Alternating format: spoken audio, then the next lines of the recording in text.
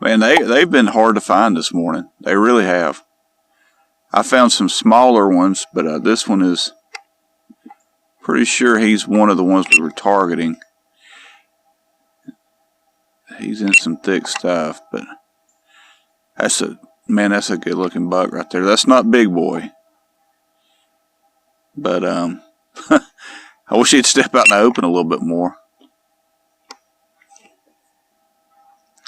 Pretty sure we've watched him all summer. He's an 8-point.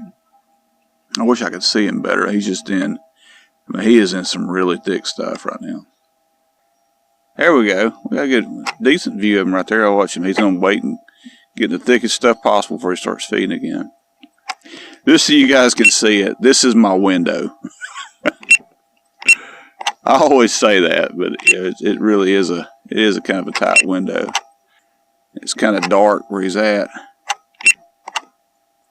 Kind of cool to see these deer when the velvets came off. Man, I wish they were. That's a pretty good picture right there. I wish I could get a much better. I mean, it's not a bad buck. I mean, he's a shooter. I promise you guys, I wouldn't be a bit upset if that deer steps out in front of me this year. Yeah, he's a good one. I mean, like, I said it before. He's not as big as the other big 8. He's a 4.5-year-old. This is a nice buck.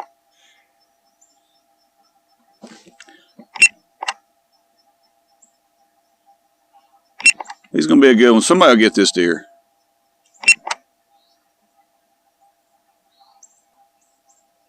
Taking a couple of pictures of him.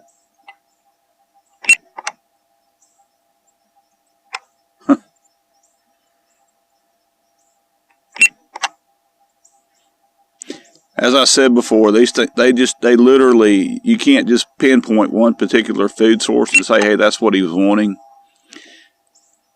I mean, you see he's going to eat this whole bush down right now, but he's about to break his neck trying to get it.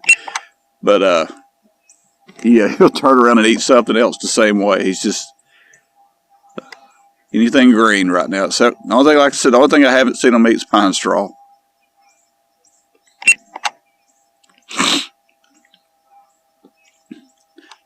He's good.